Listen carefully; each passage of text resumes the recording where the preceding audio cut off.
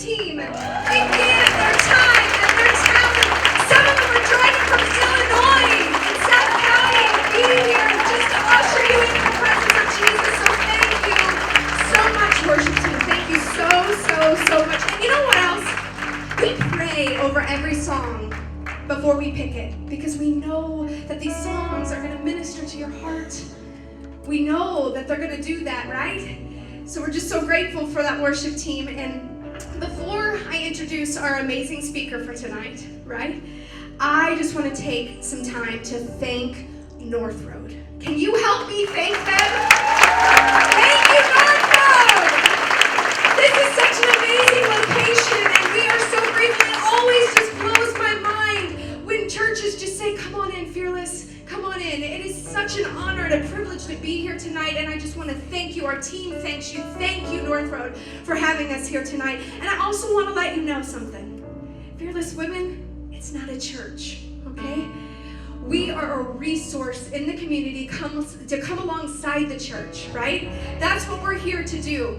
So I want to encourage you, if you've never been to church, please get tapped into the local body. Please. And North Road would love to have you, okay? They have services on Sunday morning at 8:45, 10 o'clock, and 11:15.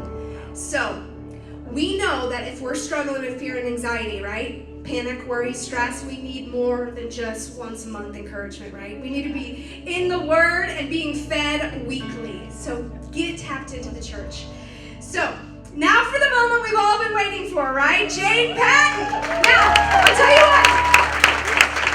For those of you that don't know Jane, you are in for a treat tonight, but I just have to tell you, Rachel, where are you? There she is, Rachel. Okay, so she comes up to me after a meeting one time, she's like, you have to meet Jane! Maybe not that crazy, guy. That was like my spin on it, right? And I'm like, okay. So she connects us on social media, and I tell you what, it was love at first sight. I just love this woman. I tell you what, she's authentic. That's important. She's gracious. She loves the Lord with her whole soul, body, and mind. And I tell you what, she's about uniting women, you know, and encouraging them and uplifting them, right? So I thought, who better to talk about friendships and relationships than Jane Patton? So I want you to know, though, women and relationships, they can be hard to navigate through, can't they? Yeah, right? Women and relationships. But our key verse for tonight comes from Ecclesiastes 4:3, and it says, 2 people are better than one, for they can help each other succeed. Here's the deal. Listen, life is designed for companionship, not for isolation. Friendships can be stressful. They can cause anxiety. I get it. They can be hard. I know. But believe me, the enemy wants you to be in isolation. The enemy doesn't want you to have valuable, amazing friendships that are authentic and unbelievable. He doesn't want you to have that. And that's why I believe he was fighting so hard for this night. Because women, we have to unite. We have to come together. We have to encourage each other. We have to love one another. And that's what this night is about. So please help me welcome to the stage Jane Patton.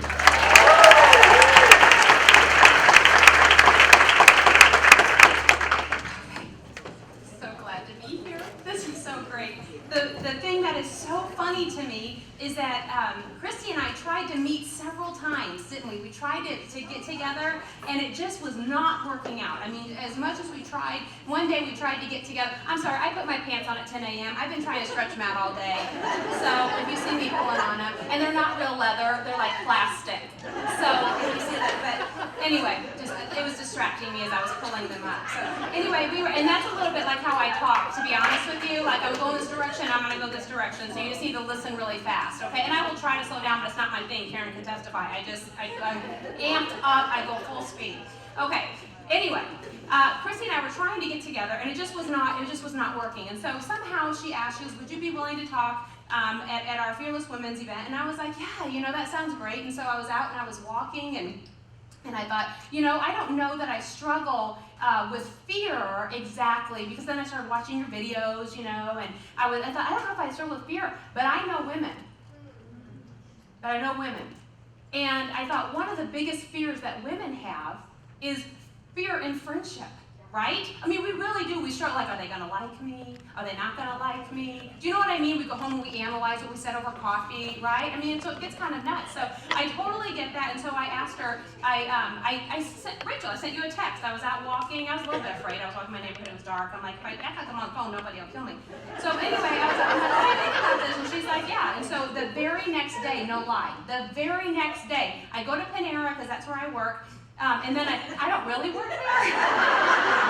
I set up my laptop there because the laundry's at home looking at me. So anyway, I walked out, and as sure as I'm standing here, I walk right into you and Danielle. I mean, all of a sudden I hear my name, and I'm like, oh my gosh, and then I'm worried about my hair. You know, it's like, my hair cute, but she had just walked out, so what I care, what she cares. Anyway, okay, so can I be honest with you guys? When I speak at a lot of women's groups, one happens to be in a prison. I go to, with my ministry friend, Jessica, and we're going to introduce you in a little bit. I go to the women's, it's a correctional facility. It's a maximum state security prison in Vandalia, Missouri. I go there 3 Mondays a month with Jessica, and we teach women the Word of God. And I'm going to tell you, there's 2 places that I love the most. I love deathbeds in hospitals, and I love inmates, because they know that they need help. They know that, and it's so funny though, because when I speak, I think, girls, there's way more people in prisons outside of prison, you feel me, than the women that I go in and minister to. So God's been really working on our hearts through all of that, and God's been setting people free. And I love that you guys did worship. I love that you guys did worship, because worship, there was a battle that was fought in Scripture that they sent the choir in first, and the victory was won. I think so many victories are done through worship. If we could just start with worship, you hear chains falling. You know what I mean? You hear the walls start coming down, and God's just preparing a way to speak a new word, a fresh word. So I love that you started off with worship. There's one thing though that I always have a little bit of anxiety, no matter what women's group I'm in front of. Like at the women's, I never know if I'm dressed appropriately. I mean, that's just the gospel truth. I never know if I'm wearing the right clothes. I mean, I know for sure at the prison, I don't wear a khaki top with khaki bottoms.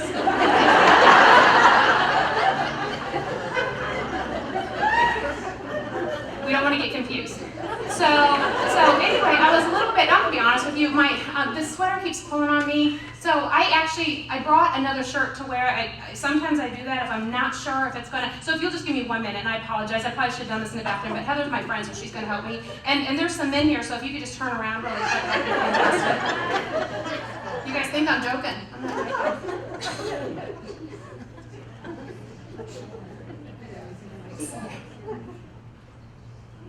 Yeah, my mics. I'm trying to lose weight. Looks like I got your padding back there.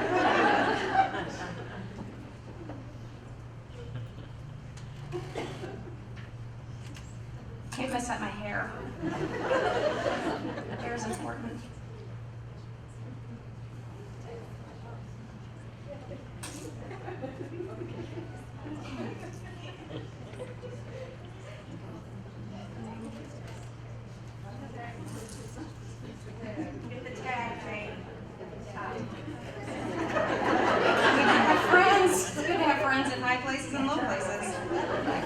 Is this better?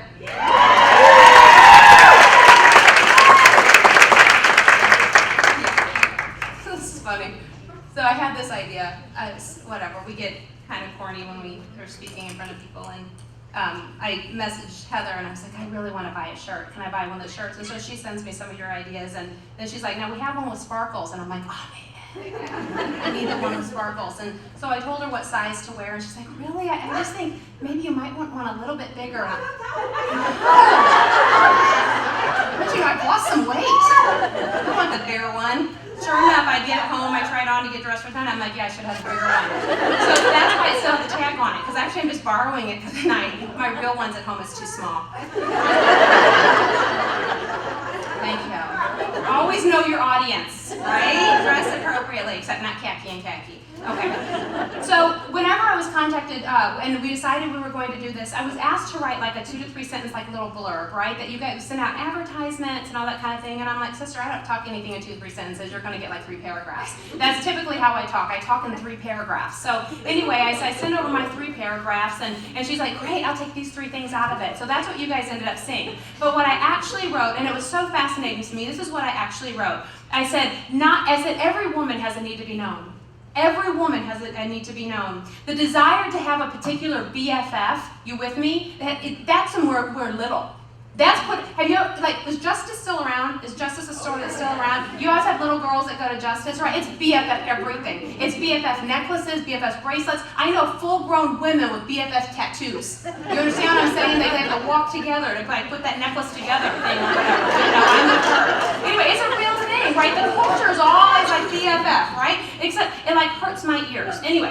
But so the culture is maximizing it. But what happens to those? And honestly, when you have a BFF, when you say BFF, what you're saying, and girls, I'm going to be very honest with you. This is going to be a very frank conversation we're going to have tonight. Is that all right? Okay. This is very frank, but I don't have a lot of time, and I don't want to waste your time. Okay? And I really believe that God wants to transform friendships here tonight. I really do. I think that women get in bondage to friendship. It's just so easy because we're so afraid of letting people down, right? I'm going to try to stick to my notes. Anyway, the BFF. Just listen, we're going to be here for 2 hours. Water bottles in the back. Okay. What happens to the women without a BFF?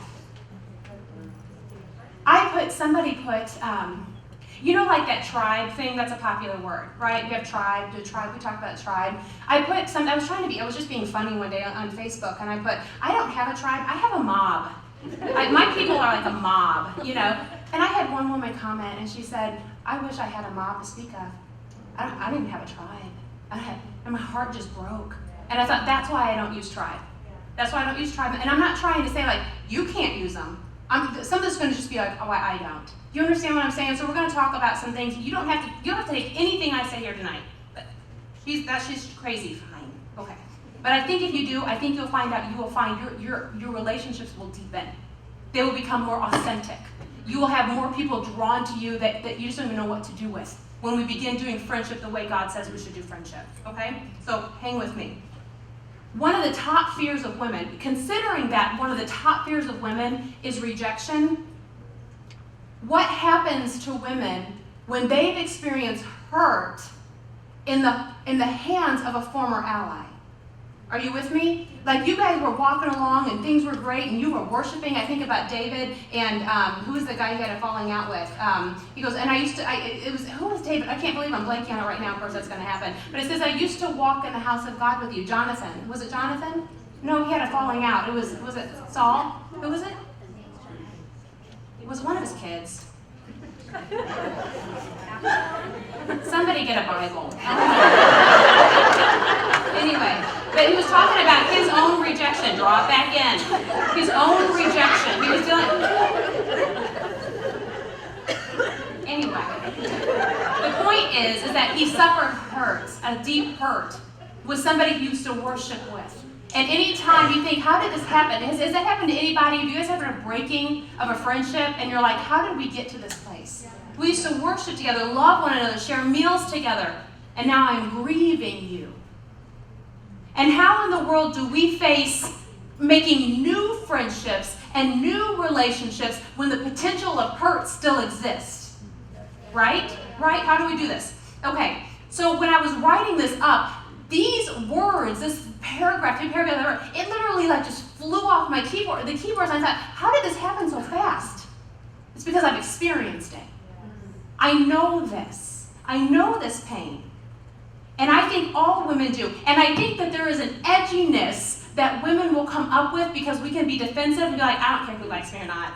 I saw a meme like that on I don't care. You give, like, take me or leave me. And I'm sister, you care. You can say you don't care. You care. But we have to send off this wall. You will not hurt me. And you've been hurt. So when I was praying about the title, I was thinking that this is what I settled on, is that if we could move from BFF of being best friends forever to beyond fake friends, that's where we need to go. That's where we're going to go tonight. Once in a while, I see these memes coming across Facebook, and I love social media. I really do. I think that we have the ability to really impact a lot of people, but it can also do a lot of damage, to be honest with you. And so you've always got to navigate this out of control. It's a great gift, and it can also be in great danger. But every once in a while, I'll see these memes. And one of them, I found these three, and it says, quote, If someone won't lift a finger to call you, see you, or spend time with you, then it's time for you to lift 5 fingers and wave goodbye. Okay? Quote, no one is really busy. It all just really depends on what number you are on their priority list. End quote. Quote, they'd make time for you if they really wanted to. End quote. Now, if we were being honest, they could sound a little true-ish, right? They could.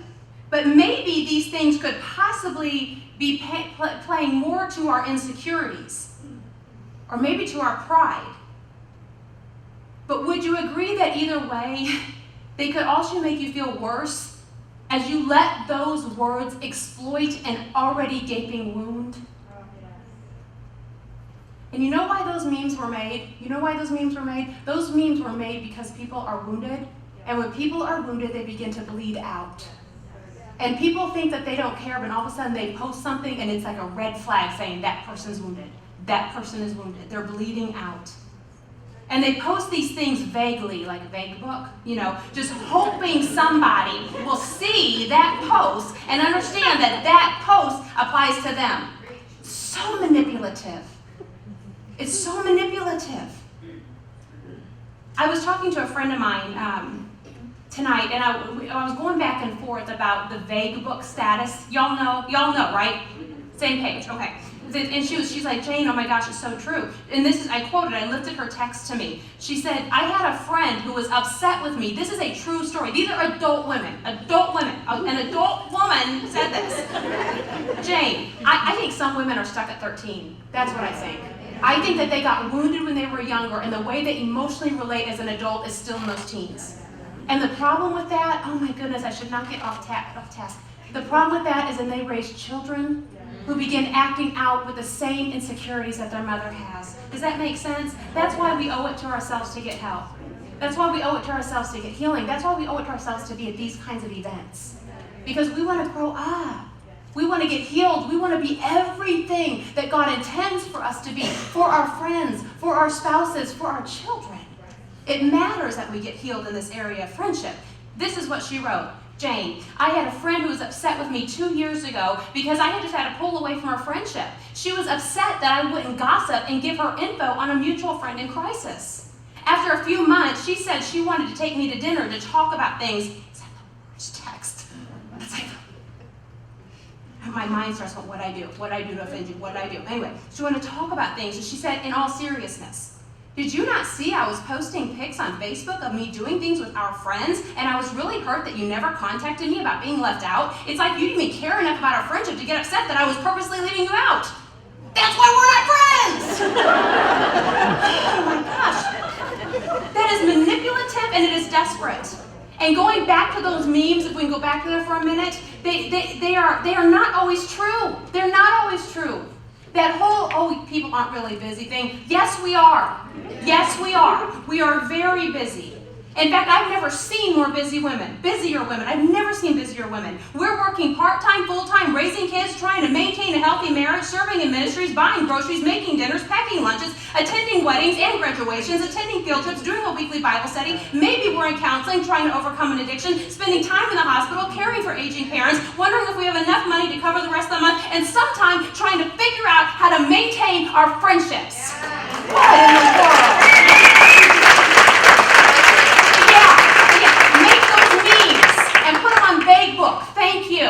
Thank you. That's what I need. That's what makes me want to be friends with you even more. Just draw me in, sister. Oh my goodness. But the reality is, as much as I don't like those memes, right? As much as I don't like them, they expose a very important truth about women. We all have a need to be known. Because the reality is that people who post those kinds of things feel like, who's my friend? Who's my friend? I'm not getting time with my friend. I'm not going to be able to get time. Do you understand what I'm saying? They're trying to say, come back in because I'm losing my sense of identity.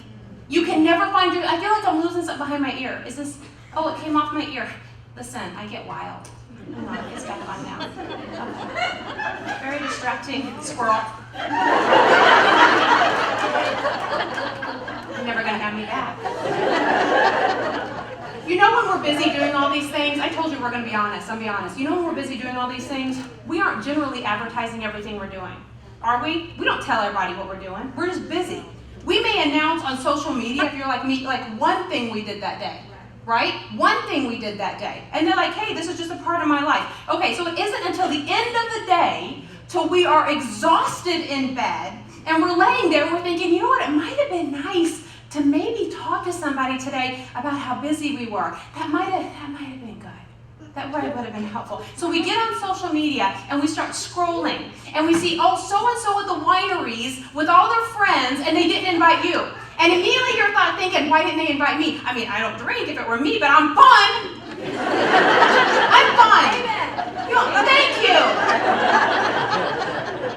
Invite me to that. But then our minds, because we are women, I don't know about y'all, but some of the men, we start thinking, why didn't they don't like me? They don't like me. What did I do? Do you understand what I'm saying? And we start immediately stop talking. So not only do we have a crazy busy day, then we see that stupid meme about not having enough time, and we start thinking, if I'd had enough time, I would have gotten my invite to the winery, right? So we finish it off being left out and burnt out, and that's when bitterness sets in, our walls in our hearts begin to go up, and it is ridiculous, and we go into isolation. You don't invite me, I'm not inviting you. My party's going to be bigger and badder. But the deal is, that need to be known, it's legit. That need to be known has been put in us by God. My friend Amanda wrote, I knew God loved me. I had been taught that my whole life. And I had my parents' love. That wasn't why I acted out.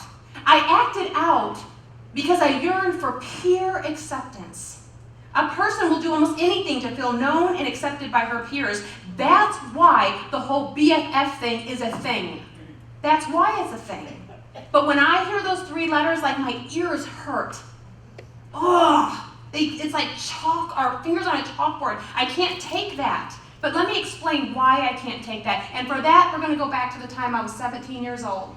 I was 17 years old, I'm a Wentzville girl. Like the Element Church was Bell Small. Like I worked at Bell Small. Do we have any old Wentzville? You understand? Thank you. I'm among my people. I love it. Okay. So anyway, I was raised in Wentzville. My dad was the pastor at First Baptist Church of Wentzville.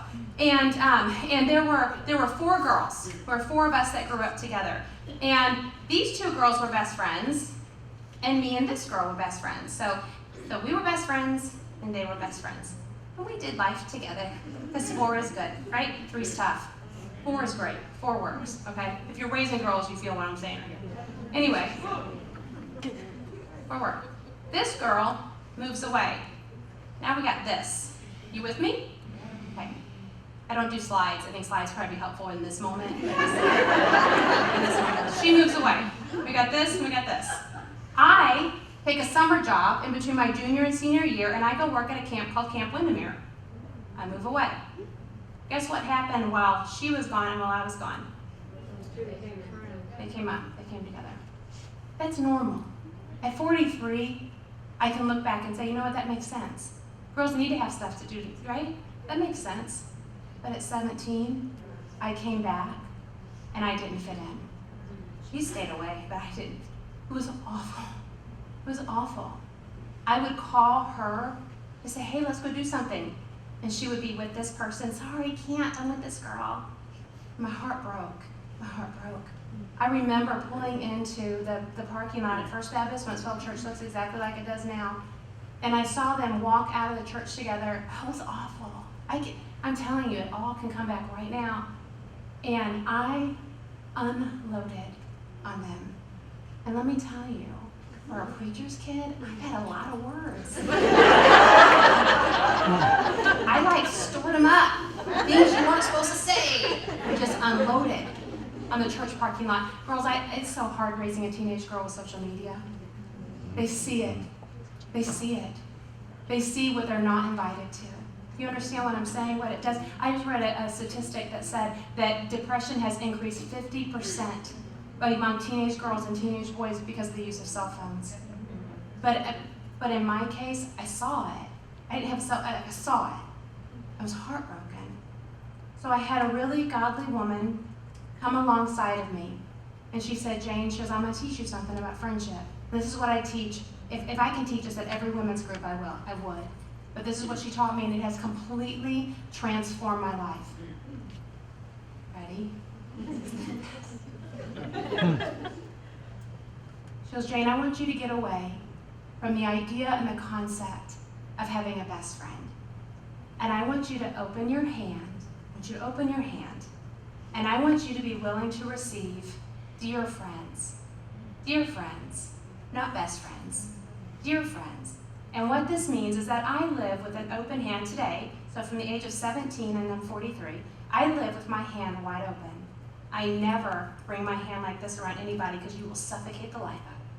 And that's just the truth. So I live with my hand open. I brought 3 friends with me tonight, and I'm going to show you why it's important to live life as this. I'm going to show you a physical thing. So Gina, come up here really quick. Come up 1 second. This is why I don't do best friends. And so this is one of those things, again, we're going to talk about, that if you're like, man, I have my best friend. Listen, I'm not saying you can have a best friend, but if you can have, like, you guys. We know, right? But how we present that, this is where we want to look at. Okay, does that make sense? This is my friend Gina. Gina, first of all, Gina is my longest friend. I wouldn't say my oldest friend. I was working on that. Yeah, okay. So not my oldest friend. But our parents shared a duplex. Our dads were both in seminary at the same time in Fort Worth, Texas. And anyway, so when I came home from the hospital, like literally, she is my first friend. Okay, so as we grew up, our parents are still best friends. Not best friends, they're dear friends. They're the dearest of dear friends. Okay. Anyway, I always say if I die, I want her dad to do my funeral. He's one of the most amazing, godly men I've ever met. But anyway, he is, she's my oldest friend. I don't know how to say that. Okay. Oh, okay. Back on track. Gina and I lost contact. I have an open hand, right? Gina and I lost contact, I don't know, I think right after you got married and I moved to Hawaii. I mean, that's just the way life goes. And then came back and we're busy, right? Got busyness happening. So one day, I'm busy in downtown St. Charles, and she's busy in downtown St. Charles, and we haven't talked in years. And all of a sudden, I hear my name, Jane Martin. I was like, who is that? Well, it's Gina Donlin. Anyway, we ran smack into each other. How many years ago? 4 years ago? At least 4 years ago. Anyway, but it was amazing. Now, when she got married, she married into the Catholic faith, to the Catholic faith, to a wonderful man. I mean, just this amazing man. She has 5 children. But when we ran into each other, she said, Jane, let me ask you a question. She goes, would you be willing to come teach a Bible study to my group of friends in Chesterfield, like once a week? And so we did that, didn't we? How many for like 2 years? So we did, every Monday I would go and I would teach God's word to how many women? We have like 18, 20, I was going to say 18, 20, to 20 women. At the end of, I think, the first Bible study, all 20 women gave their hearts to God.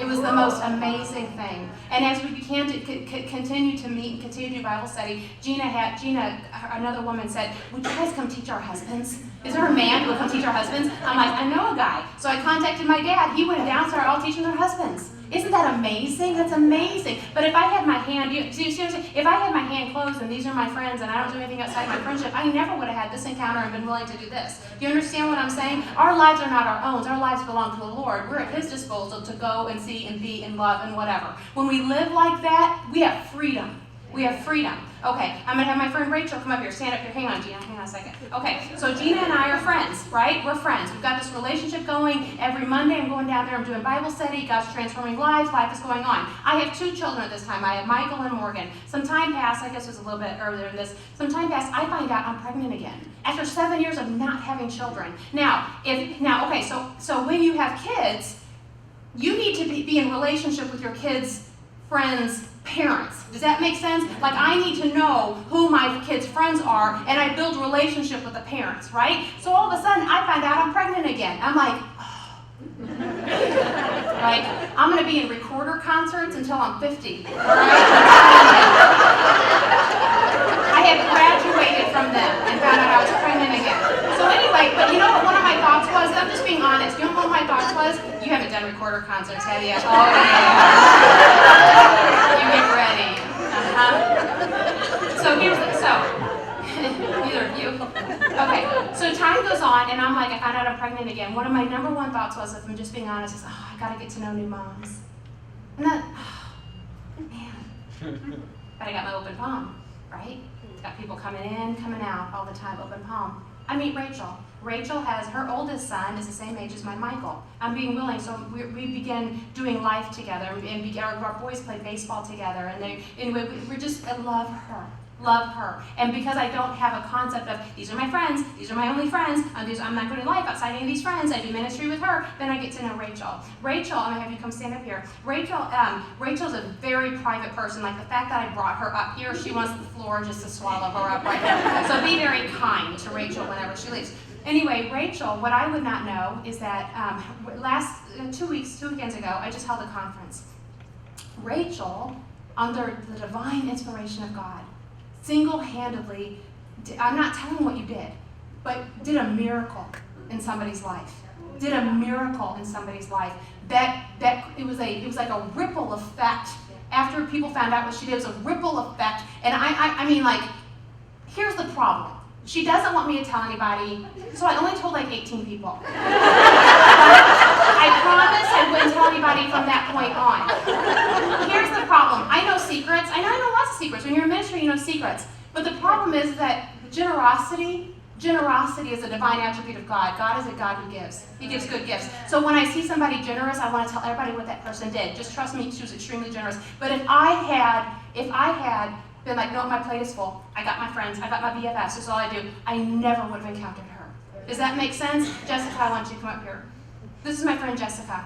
Jessica is not only my friend, she's my ministry partner. When I first stepped out and started doing ministry full time, I needed somebody, I'd do a headshot.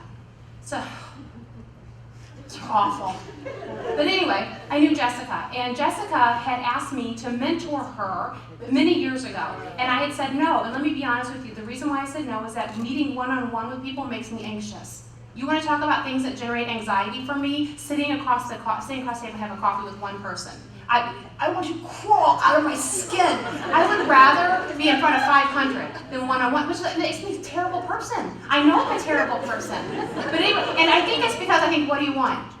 What do you want from me? Like, you're going to be so disappointed when you get to know me. You know what I mean? But anyway, so it makes me anxious. I'm like, that's why I can't do it. But what I didn't know is that God had put me on her heart. God had put me on her heart. Because some years passed, she's doing my headshot, we start talking about the Lord. I'm like, she goes, I said, Jessica, she's an amazing photographer. Amazing photographer. She has wedding photography, cards. She's not looks good, she's amazing. So anyway, some time passed, and I said, we're doing pictures, and I said, Jessica, what is it you really want to do? And she goes, I want to do what you do. I said, all right. I said, listen, I'm going to the prisons. You want to come? She's like, I'm in. Listen, it's a captive audience. It's fantastic. If you want to learn to do public speaking, right there. And they got to keep coming back. You know what I'm saying? I'm getting fearless in there. They don't know what's going to expect. Here's the thing. When you live with an open hand concept, when you do this, when you live with your life in front of God and you don't circle yourself around one particular person to find your identity, He will bring in someone that look like, talk like, your age, nothing, and you will change the world. I have done more with a 21-year-old person that has given me more purpose than I ever thought possible. Because God did it. It's how we look at friendship. How we look at friendship. And we don't have to be afraid, which I'll get to in a minute. Thanks, you guys. You can have a seat.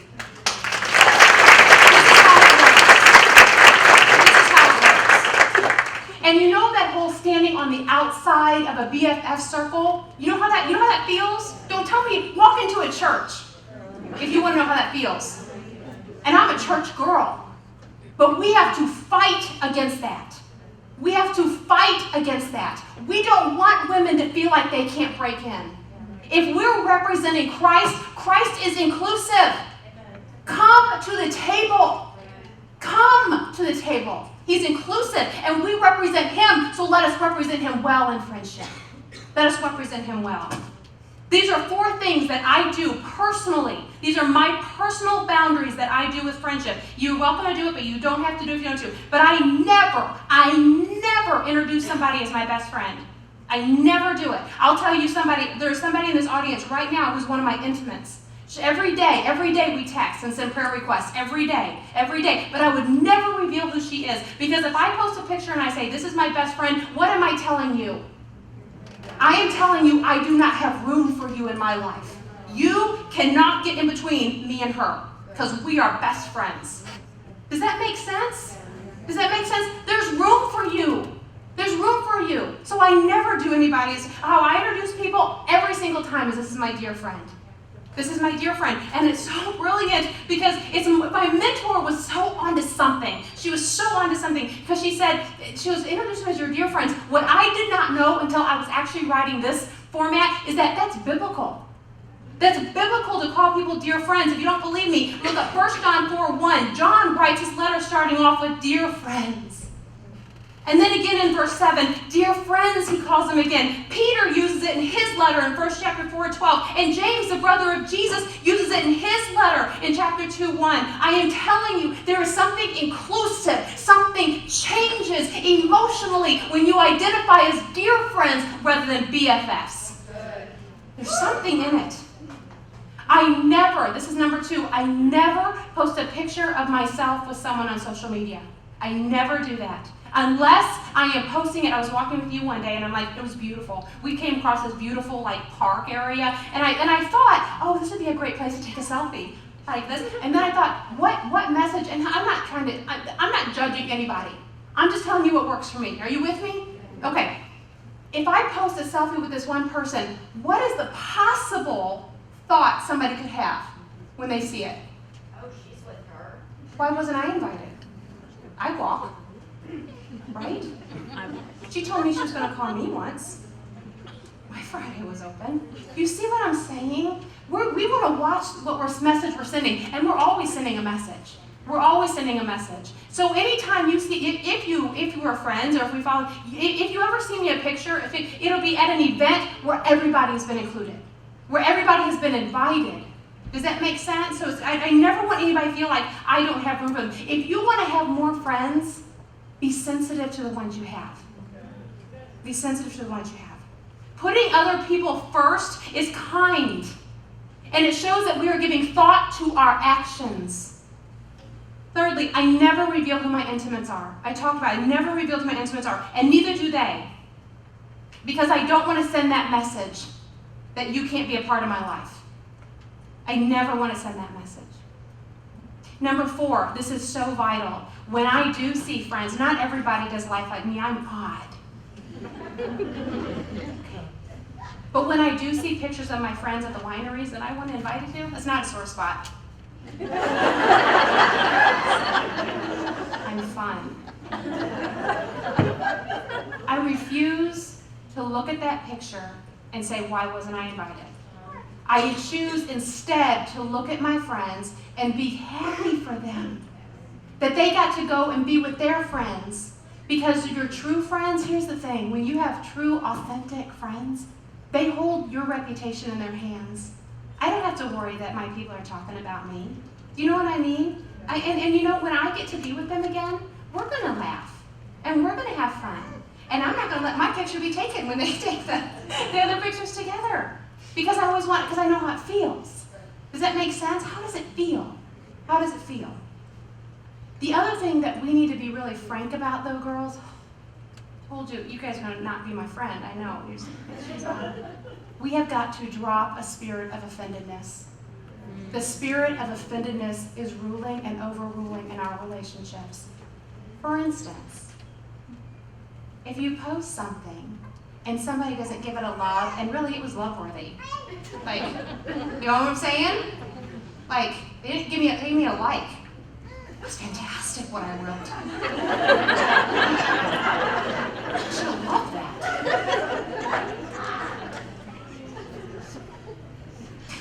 I feel like I'm confessing. It's okay that they go out without you. It's okay. It's okay that they didn't invite you. It's okay. It's okay. There's great beauty in letting things go. Really letting it go. So if you really want authentic and real friendships, then let's be wise. So here are some things we want to look for. Know that you get to choose. You get to choose. I used to think as a Christian that I had to let everybody in, right? Everybody had access to me. But the reality is you can be kind to all, intimate with some. That's what Beth Moore teaches. Kind to all, but intimate with some. You get to choose. If there is somebody that you think this is not wise, like every red flag is going on, you know what I mean, this is not wise, then you're kind. But you don't have to be intimate with them. Look for wise women to surround yourself with. Look, and while you're waiting and praying for a wise woman, work on becoming one. Work on becoming one. We can't just keep looking at other people to come alongside of us and build us up. We have a responsibility to pour in. And the only way we can pour in is if we are pouring in. You feel me? That we're allowing God to come in and transform us so that we can be a healthy friend as well.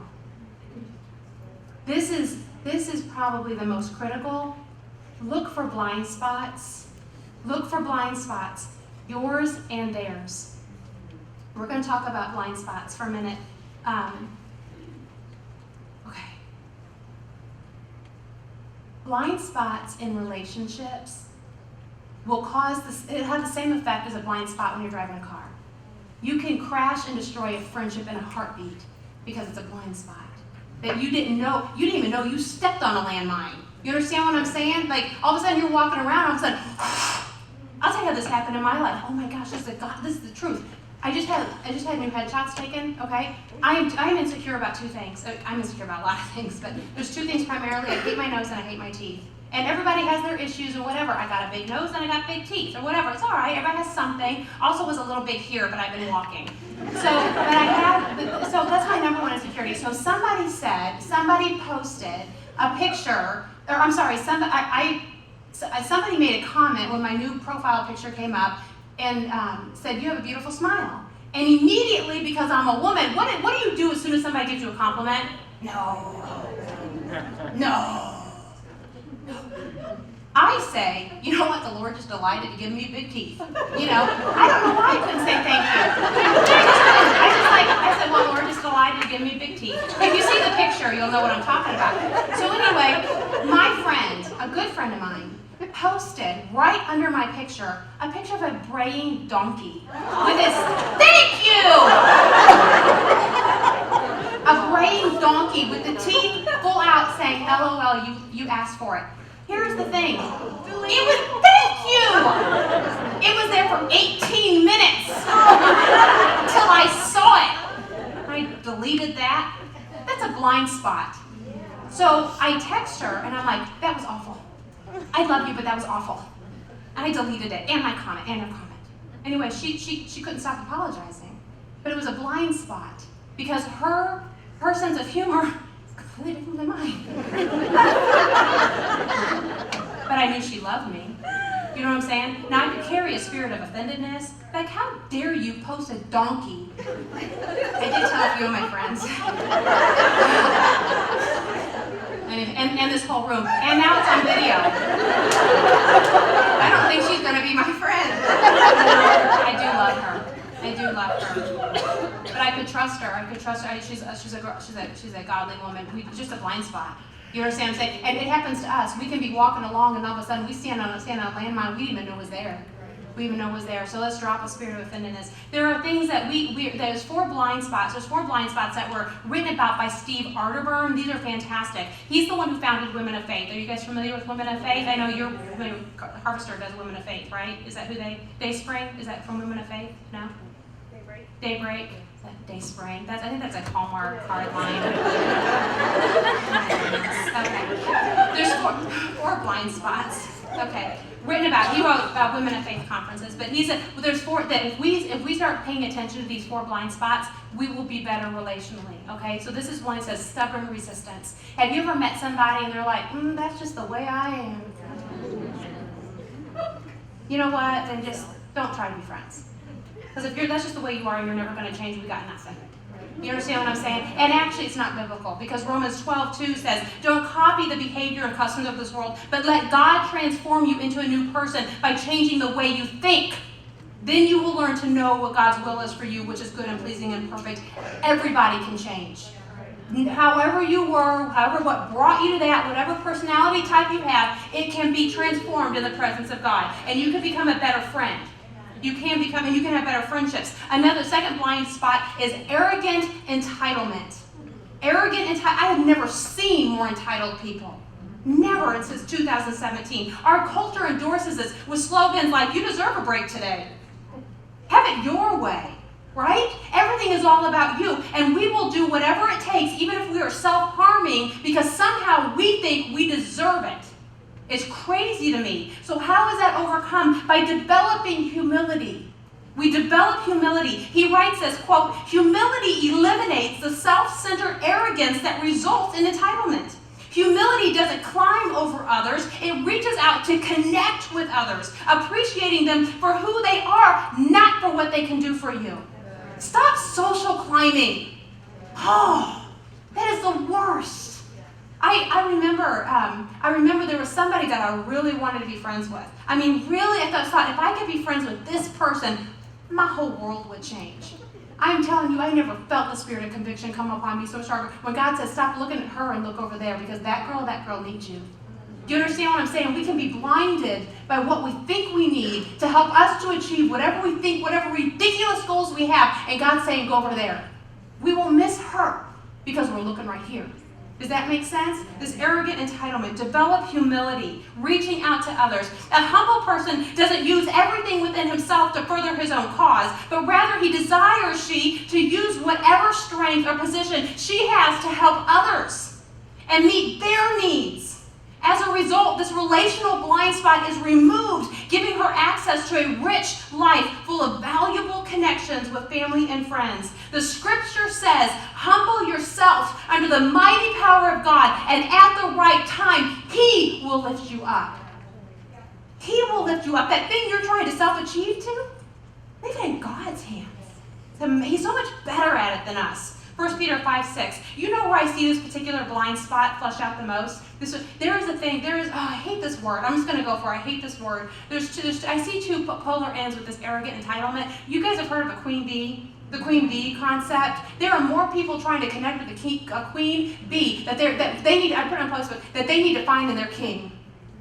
Whatever thing you're chasing with trying to connect with that queen bee, you will find it so dissatisfying. A person cannot satisfy what the king has designed you to be satisfied by. Are you with me? But a queen bee, first of all, queen bees won't raise their hands because they're like, no, it's not me. False humility. But let me be honest, you are my people. I feel you. You are my people. But here's the reality. And if you were to Google like attributes of queen bees, you would see like they're arrogant and false humility. But the reality, they are leaders. They're leaders. And God's equipped them to lead. That's not a bad thing. That's not a bad thing. When it becomes bad is when you do it at the cost of other people. Christy and I, this is the most time Christy and I have ever spent in each other's presence. I mean, really. And I would say she is a queen bee. She is a natural leader. And natural leaders have charisma and stuff like that. But Christy and I would have to, and so we've talked on the phone. And when we talk on the phone, it's like, Jesus, and Fearless, and we love Jesus, and revival, and God is so great and amazing, and my husband's calling, so I'll call you back. So hang up, and then we call back, and then Jesus, and then God is so good, and isn't it amazing, and it's wonderful, and it is, it's so fantastic, because you have two power hitters coming at each other, Jesus, and it's so great, and we love Jesus, right? But if Christy and I were to come into the same room and we're conscientious of everybody else in the room, we would suck the air out of it. We would suck the air out of it. And here's why. Because an unguarded strength becomes a double weakness in friendship. An unguarded strength becomes a double weakness. Our goal is to look at other people and draw them out. We're going to lead because that's our God-given gifts. Does that make sense? So let's look at the opposite. The opposite would be what's called a wallflower. Don't tell me what the queen bee is better, wallflower is different. I envy my wallflowers. You know why I envy my wallflowers? Because they see things I don't see. They can look around and they see brokenness. And they see hurt. And they see joy. And they think, how do I help that? The weakness for them is that they can come into a relationship. Nobody notices me. Nobody knows if nobody asks me to speak. Nobody likes. You understand what I'm saying? An unguarded strength for both sides. God equipped my wallflowers to be discerning. It is a gift because you are so much better at sitting across the table from somebody who is wounded than I am. I want to look at somebody, just hand them the Bible. Just, here's the Bible. Go read the Bible. That's not what they need, you know? They need somebody to listen to them. I'm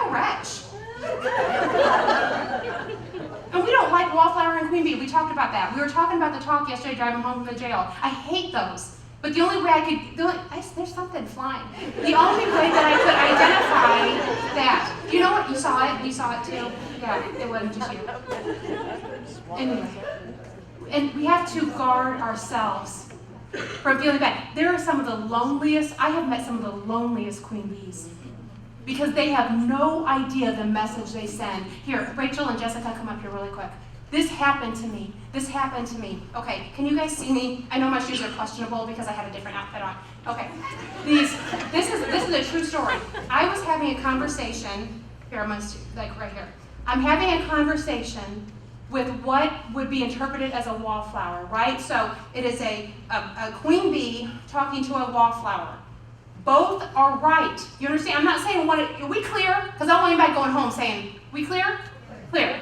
I'm having a conversation with my wallflower, and it's good. We're talking about the Lord. God is good. He's doing something amazing in your life. I had another queen bee come stand right in front of her as if she did not exist. It happened in church. Church. She started talking to me. My friend back here looks over and is like, and walks off. What can I do? You know what I'm saying? An unguarded strength is a double weakness. Be aware of how God created you. Be aware of it so that you bring healing into relationships, not domination. Does that make sense? Yeah. Thanks.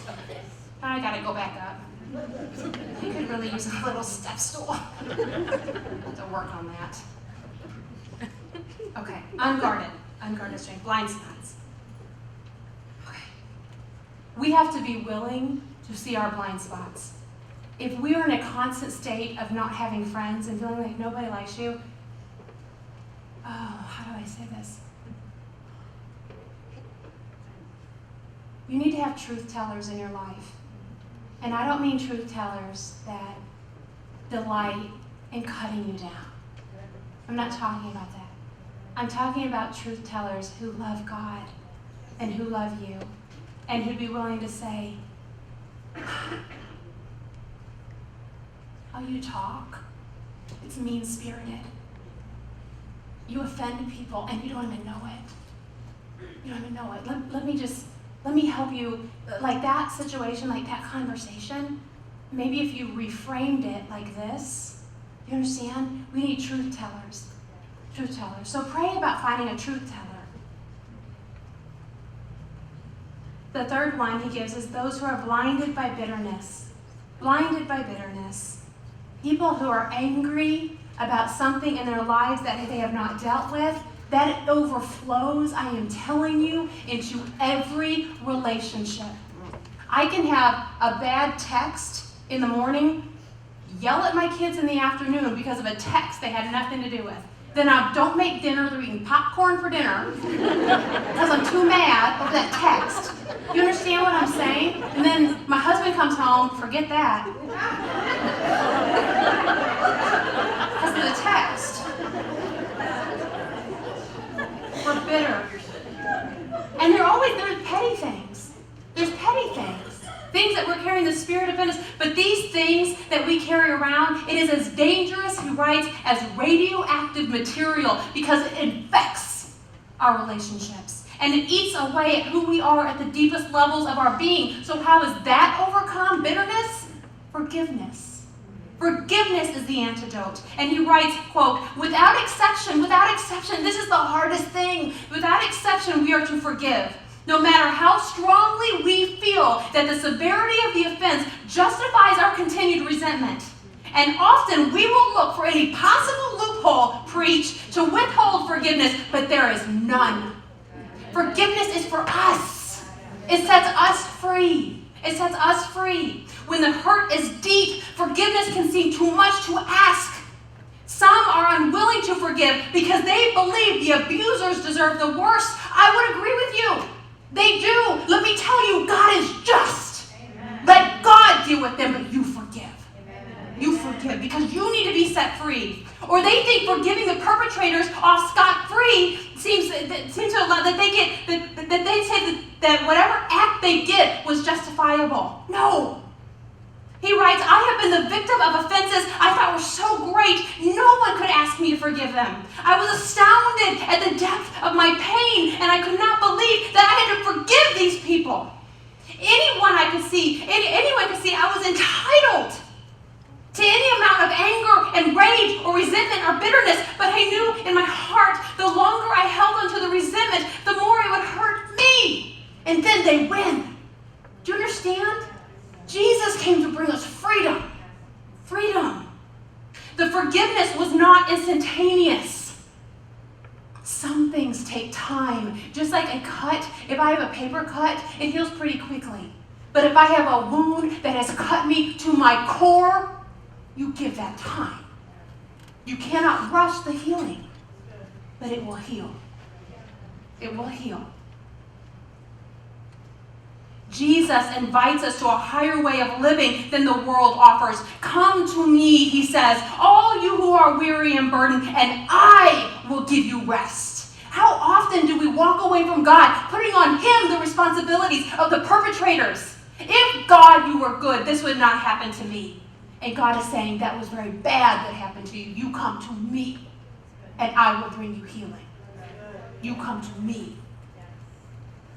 Take my yoke upon you, he says, and learn from me, for I am gentle and humble in heart, and you will find rest for your souls. Our souls are at unrest.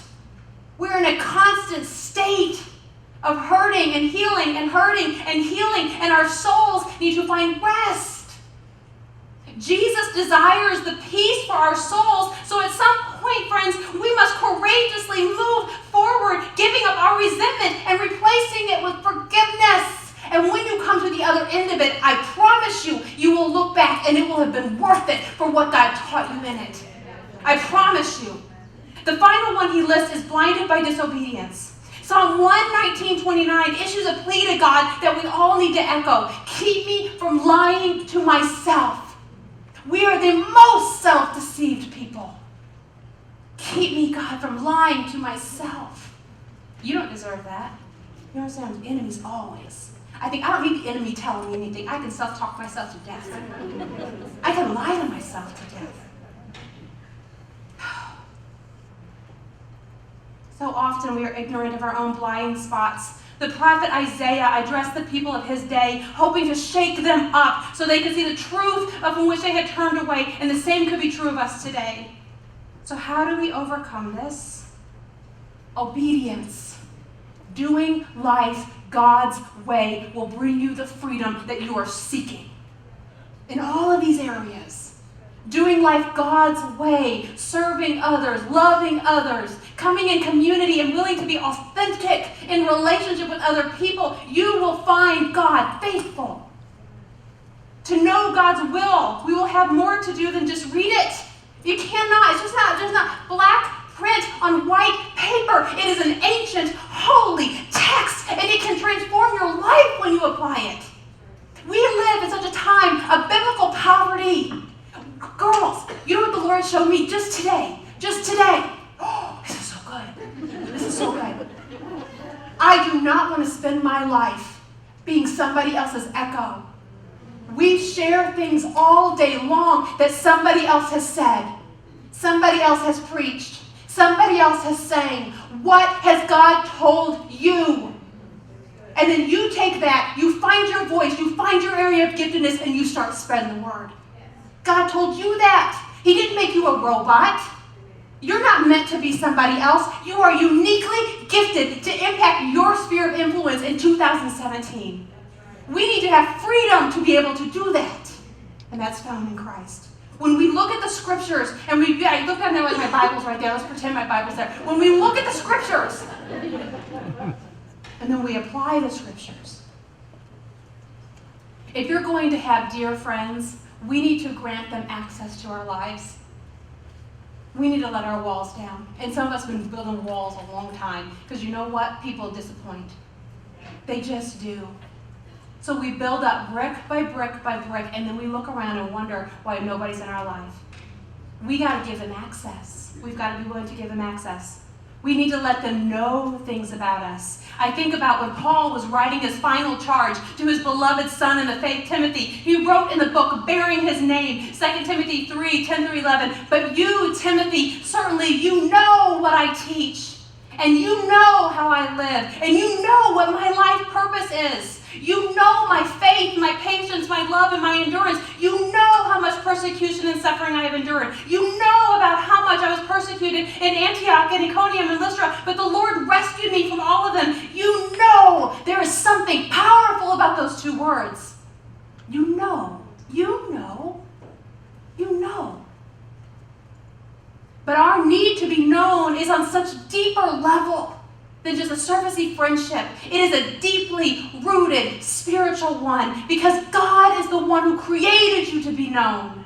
He created you with all your flaws, with all your insecurities that we want to keep hidden, even from God, right? I told those girls in the bathrooms, they were praying over me, "I'm sorry the Lord has to use me." I just think, you could have picked somebody so really, somebody who could keep a train of thought. You could have picked somebody better. He's just looking for willing. He's just looking for willing. That's it. You want to change the world? You make yourself willing. That's it. You don't have to have degrees. Be willing. He wants us to know that we are known by him and that he loves us just the same. And the thing that we are seeking, the acceptance that we look for in other women, is first found in him. Romans 8:27 says, "And the Father who knows all hearts knows what the Spirit is saying, for the Spirit pleads for us believers in harmony with God's own will. And we know that God causes everything to work together for the good of those who love God and who are called according to his purpose for them. And God knew his people in advance." Isn't that great? He knew you in advance of all your fears, in advance of all of your insecurities, in advance of all the pain, in advance of all the abuse, in advance of everything, of all the abandonment, of divorce, of drugs, of alcohol, of everything. He knew it in advance, and he chose you. He's so good. He's so good. He's so purposeful.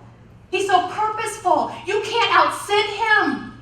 You can't outrun him. He's so good.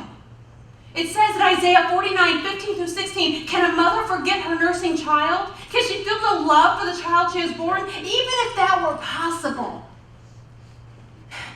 I would never forget you. See, I have engraved you in the palms of my hands." So good. Psalm 139 is a chapter, so I memorized this with another young gal who had come alongside of me, and I wish that I could do it by memory now. It was a few years ago, but it's my favorite chapter about God knowing us. He knows us. I'm going to read a portion of it. I want you to know this is not just crazy girl up here saying this. He knows you. It says, "O Lord, you have examined my heart. You know everything about me. You know when I sit up or when I sit down. You know my thoughts even when I'm far away. You see me when I travel and you see me when I rest at home. You know everything I do. You know what I'm going to say even before I say it, Lord. Even that bad stuff. He knows.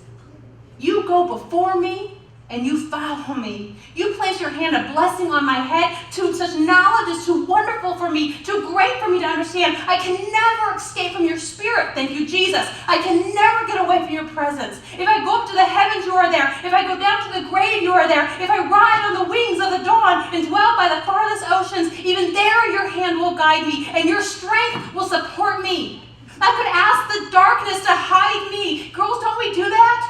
I have been so down and so depressed after a speaking engagement, the enemy comes at me fierce. And I will go out the next day, you will find me under my covers. And I think I gotta get dark. It's just dark. And I'm battling the depression. But darkness is not dark to God. That's the beauty. Even in the darkness, I cannot hide from you. To shine to you, the night shines as bright as the day. Darkness and light are the same to you. You made all the delicate inner parts of my body, and you knit me together in my mother's womb. Thank you for making me so wonderfully complex. Your workmanship is marvelous. I know it full well. You watched me as I was being formed formed in utter seclusion, as I was woven together in the dark of the womb. You saw me before I was born. Every day of my life was recorded in your book. Side note, every day was recorded in your book before one of them came to be. I had a friend who was teaching on this last weekend, and she said, when I get to heaven, I understand you guys are going to go see Paul. You're going to go find Moses. She said, I'm going to go find that book. I'm going to open that book, and I'm going to find out what I was supposed to be doing every single day of my life and what I was doing instead where I missed it. You get up in the morning, sister, you listen to me. You get up in the morning, you hit your knees, don't even go to the bathroom. Just crawl right on that floor and you say, the day is yours. Lead me today. This day is yours. The breath in my lungs belongs to you. I want everything that is written in that book to come true in my life. I want that story to be my life story. You want to effect a life change in the world around you? Make that your prayer. God's plans for you are so much more than you could possibly imagine. We're in a prison. What in the world is that? You don't even know. Don't become friends with me. Seriously, I'll take you places you don't want to go. Don't do that, guys. Every moment was laid out before a single day had passed. How precious are your thoughts about me, oh God. They cannot be numbered. I can't even count them. If they outnumber the grains of sand. And when I wake up, you are still with me. Rick Warren writes, God not only knows where you are, he knows who you are. He knows what you're going through and why you're going through it and exactly how you feel about it. He knows you better than you know yourself, and he cares about you personally. But this is in the bad habit. Girls, we have such a bad habit of taking what I would call a spiritual umbilical cord and trying to push it in to every breathing person we find around us, thinking, this is the person who's going to bring me life. This is the person who's going to speak spiritual truths into my life. This is the person who's going to make me happy, when all of that is found in God. God is the one who then, once you establish a relationship with him, who sends the right people at the right time to accomplish his purposes in your life. Are you with me? This is all divinely appointed. It starts there. It starts there. Another human cannot be our end-all, end-all. Acts 17:28 says, in him we live and move and have our being. That's why the BFF, that's why a mere human counterpart will never satisfy. It just won't. They're blessings. They're blessings. They're just extra. Do you understand what I'm saying? They're extra. Only he is enough. But there's this one ugly thing that I'm going to address before we shut down here that causes separation of friendships that our friend Paul knew a lot about. He knew a lot about this. I'm going to address it right here in 2 Timothy 4:9-11. He writes, his end of a letter, Timothy, please come as soon as you can. Demas has deserted me because he loves the things of this life and has gone to Thessalonica. Crescens has gone to Galatia and Titus has gone to Dalmatia. Only Luke is with me. Bring Mark with you when you come, for he'll be helpful to me in my ministry. And finally, picking up in verse 14, Alexander the coppersmith did me much harm, but the Lord will judge him for what he did. Can I just stop here for a minute? We're going to get there. Alexander was mentioned right here one time. I would hate for my name to be mentioned one time in Scripture for doing something really bad. Can we just...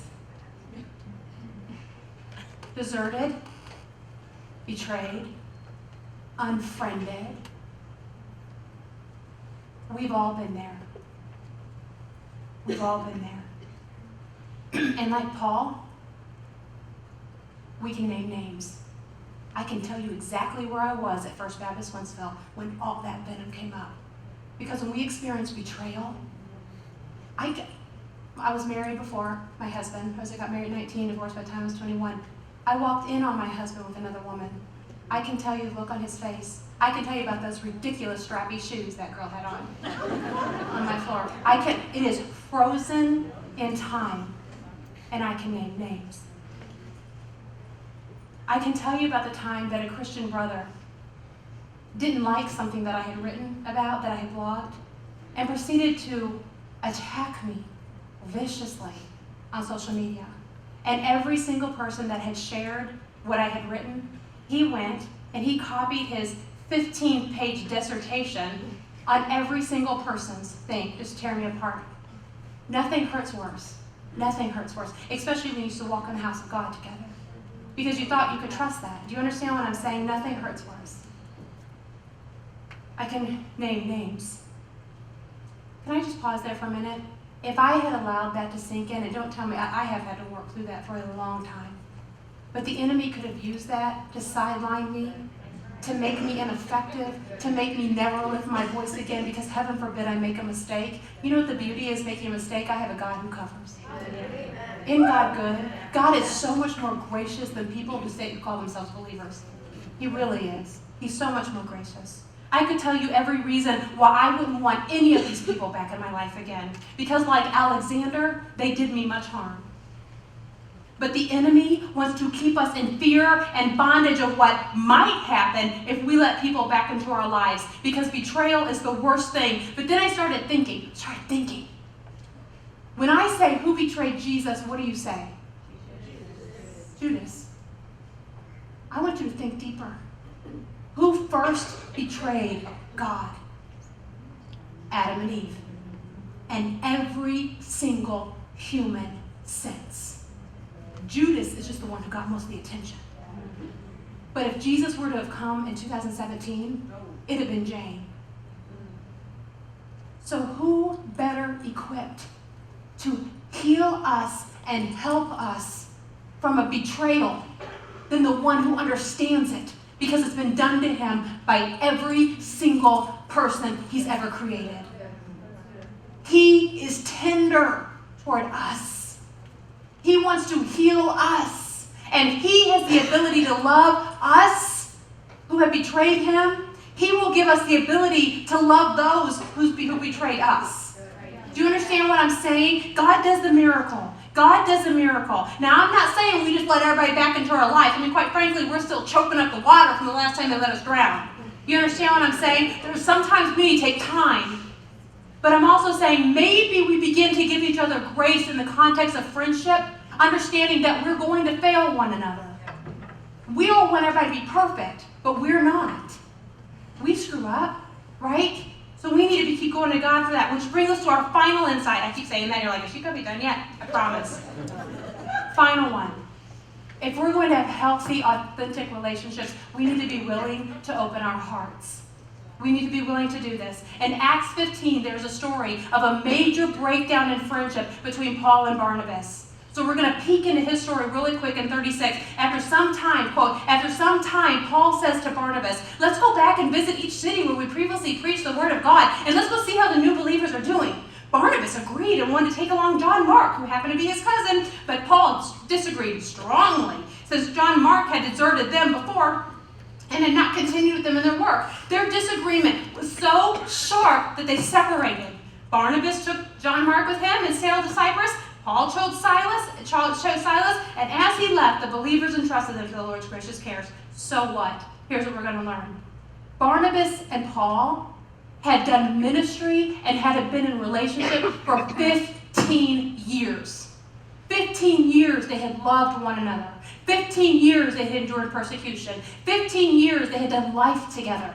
And then they were separated because of a sharp disagreement. The interesting thing about this, their sharp disagreement was not a thing on doctrine. It was a relational difference. I want to take my cousin. I don't want to take your cousin. And they split. And the word that is used for sharp disagreement that they had was not like, you know what, no, you go your way, I go. It was mean that when Paul said, I disagree with you, he said it in such a fashion that it required a response. You guys know what I'm talking about? Like, she says this to me, I'm going to say this to her, and we're going to generate a response here. You know what I'm saying? We're generating, something's going to come back. We're going to come to blows about this. You understand what I'm saying? Verbal blows. That's the Greek that was used for a sharp disagreement. And they split. But stay with me, because I love that Luke, who happened to write this particular story, identifies the humanity of these two heroes of our faith. We think that godly people should always just get along. Open your Bibles. Disagreements happen in the best of relationships. They just do, even in godly ones.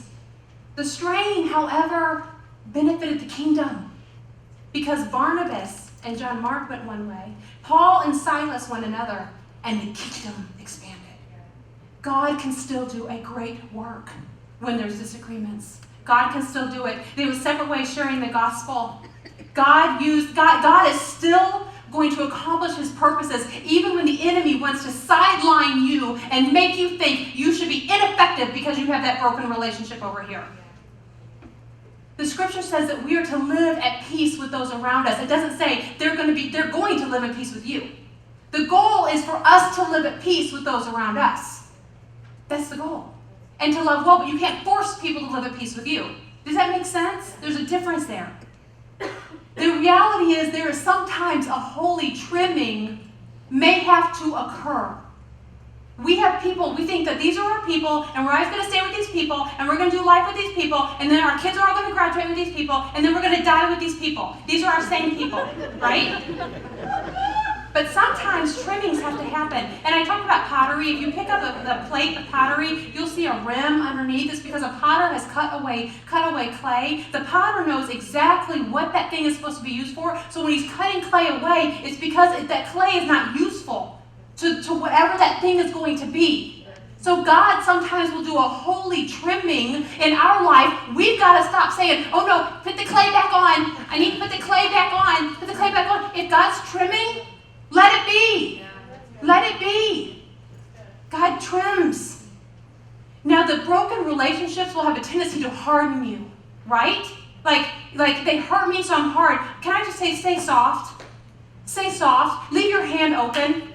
Leave your hand open. Just because you had a bad relationship didn't mean you're going to have a bad relationship now. Just because you went to that church, had a bad time at that church, doesn't mean you're going to have a bad time at this church here. You understand what I'm saying? Let's just keep going to the Lord. Paul met Timothy. If he had had a hard heart when he left Barnabas, he never would have been receptive to picking up Timothy, who became a dear son in the faith. 2 books of the Bible were then written out of it. What a great loss. Even for us today, if he had allowed himself to be hardened by that fallout with Barnabas. Do you understand what I'm saying? Don't let it harden you. Say, okay, Lord, then what do you got? Let him go. What do you got? Don't let others' lack of forgiveness make you unable to forgive. Don't let others' lack of loving behavior impact your ability to love. Don't let their insecurity become your insecurity. Don't let their problem become your problem. And fight off the hardening. Fight off the hardening.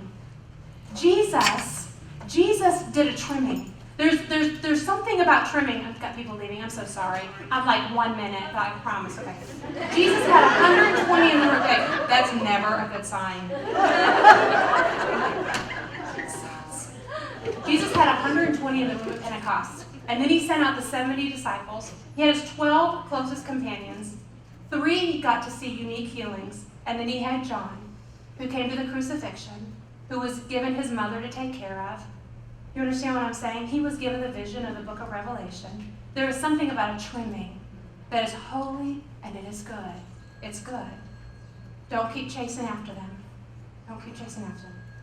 To be a friend of God is of utmost importance because it is in Him that we find our acceptance, that we find our value, that we find our freedom, and we find our purpose. So maybe you're here tonight and you have unresolved hurts and unresolved pain. Are we going to sing? How do you close it out? Because I want you to take that to God tonight as we sing. I want you to take it to God and say, God, you know my hurts and you know my pain, and I don't want to leave here carrying the same burdens that I walked in with. Because I believe that God is calling you to open up your hand and say, God, these are the people that are in my life. I give you permission to take some out. And I invite you to bring some new ones in. And show me every day why they're there. What do you want to do with me? What do you want to do with me? He made you with a purpose and a plan. And you're going to find it connected to Him. Let's pray. Heavenly Father, I thank you for this opportunity to come and speak with these women. Father, I pray a prayer of blessing over these women. I pray that you would increase their territory. I pray that you would bring them godly people to mentor them, to encourage them, to lift them up. Father, I pray that you would make the release of others that you know are not good for us, for whatever we're supposed to do. I pray that you would just make it easier. Because when we have to release something, it feels like such loss, God. But let them know that what you have for them is so much greater. Fill them with the knowledge of your purpose for them.